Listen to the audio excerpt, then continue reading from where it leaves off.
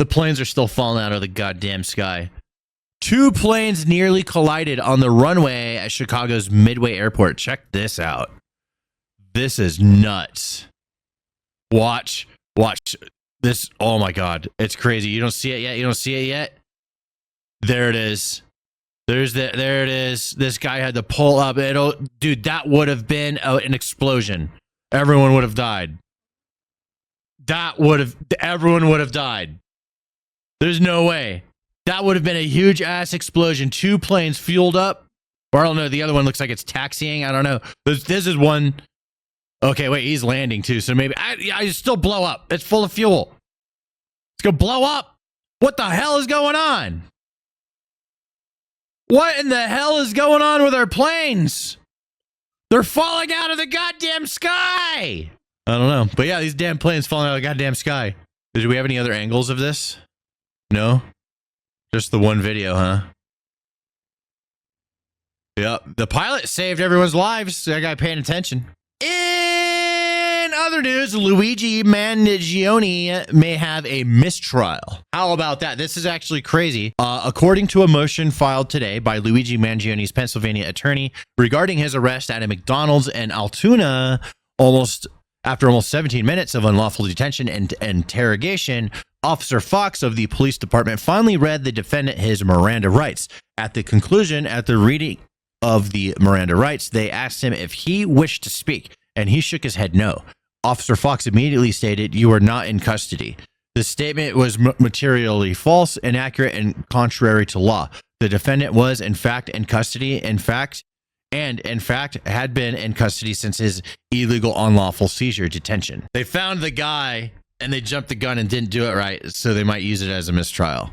They might be able to argue this. Other healthcare CEOs reading this. Cheeto Head is so fucking funny, dude.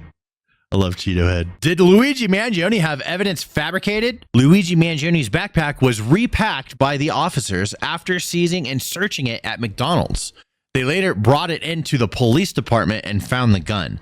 If his attorney motion for unlawfully obtained evidence is granted, all evidence will be inadmissible in court. That's crazy. Like, the guy fucking murdered somebody. He needs to go to prison. He needs to go to jail. But also, cops can be fucked up too. And I think that they can sometimes be just as romantic as the rest of us and bend the law in order to get what they want. That's what I think. Or straight up break the fucking law. Like, what may have happened according to this. I don't know. But the dude's a murderer. Fuck this kid. But also, cops. We need more accountability with cops. This was really interesting. Earlier this morning, President Trump unexpectedly joined the White House tour of his new term, sparking enthusiastic USA chants from the crowd. Let's check this out. But I want to thank you very much for coming. The tour is so great. We did such a good job. First Lady worked very hard in making it perfect, and I think you're going to really love it.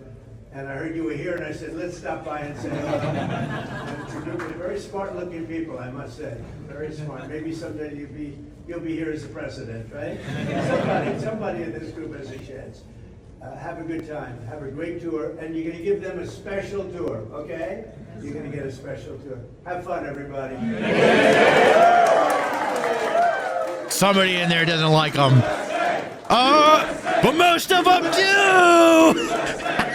But I want to thank you very much for coming. That was fun. Got a couple more for you. This is a real person. This guy is suggesting that the U.S. Marshals arrest Donald Trump. Yeah, the president. If a president willfully failed or refused to comply with a court ruling, they could be held in contempt of court theoretically, but it would be up to the U.S. Marshals Service, which is a part of the Justice Department, to be the enforcement arm for the federal courts. Is that correct? Your hypothetical would have to play itself out. It would be the U.S. Marshals who fall under the Department of Justice who would have to carry out the contempt order. And so what would happen if the U.S. Marshals Service, under the command of the Justice Department at the direction of the president, refused to carry out a court order of contempt? What would then be the state of our democracy? Again, I'm here on behalf of the Judicial Conference to talk about the shortage of judges that we have, and I would comment on those needs in particular.